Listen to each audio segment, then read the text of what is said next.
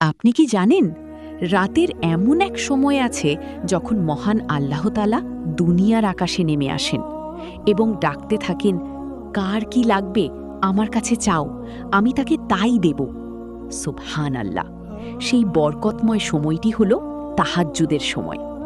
আমাদের প্রিয় নবী হজরত মুহাম্মদ সাল্লাল্লাহু আলাইহি ওয়াসাল্লাম বলেছেন, ফরজ নামাজের পর সবচাইতে উত্তম নামাজ হল তাহাজ্জুদ। সহিহ মুসলিম।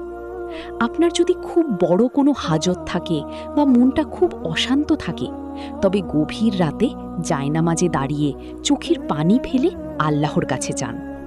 হজরত আবু হুরায়রা রাদিয়াল্লাহু আনহু থেকে বর্ণিত, নবীজি সাল্লাল্লাহু আলাইহি ওয়াসাল্লাম নিয়মিত এই নামাজ পড়তেন। তাহাজ্জুদ পড়ার নিয়ম খুবই সহজ। এশার নামাজের পর ঘুমিয়ে রাত 2টা বা 3টার দিকে উঠে কমপক্ষে 2 রাকাত বা তার বেশি যত খুশি নফল নামাজ পড়া।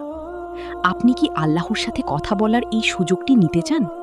যদি আপনার উত্তর হ্যাঁ হয়, তবে ভিডিওটিতে একটি লাইক দিন আর কমেন্টে ইনশাআল্লাহ লিখে আপনার নেক নিয়তের কথা জানান। এমন আরও আমল ও ঈমান জাগানিয়া ভিডিও পেতে আমাদের চ্যানেলটি এখনই সাবস্ক্রাইব করে রাখুন। আল্লাহ আমাদের সবাইকে তাহাজ্জুদ পড়ার তৌফিক দান করুন। আমিন। ভিডিওটি শেয়ার করে আপনার বন্ধুদেরও এই মহা সুযোগের কথা জানিয়ে দিন।